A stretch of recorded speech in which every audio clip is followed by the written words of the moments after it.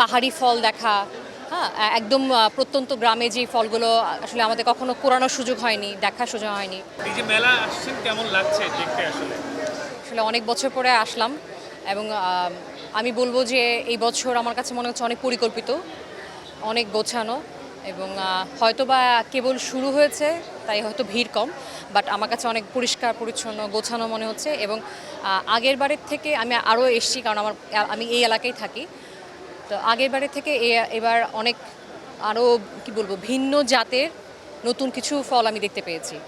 তো আমি আরও একটু দেখব, হয়তো আরও কিছু শিখতে পারবো।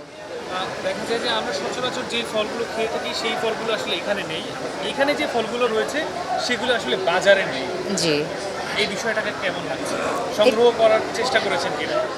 আসলে এটা অবশ্যই শিক্ষণীয় প্লাস আনন্দের যে আমরা দেখার সুযোগ পাচ্ছি, কারণ আমাদের ব্যস্ত নগরীতে পাহাড়ি ফল দেখা, হ্যাঁ, একদম প্রত্যন্ত গ্রামে যে ফলগুলো আসলে আমাদের কখনো কুড়ানোর সুযোগ হয়নি, দেখার সুযোগ হয়নি, হয়তো আমার বাড়ির অঞ্চলে, আমার বাড়ির যে আঙিনায় হয়তো এই ফলগুলো হয় না। তো আমার কাছে মনে হয় এটা হচ্ছে শিক্ষণীয় একটা বিষয় এবং আমার বাচ্চা আসছে আমার সাথে, সে নতুন নতুন ফল দেখতে পেরেছে। যেমন একটা নতুন ফল দেখলাম, লতা ফল।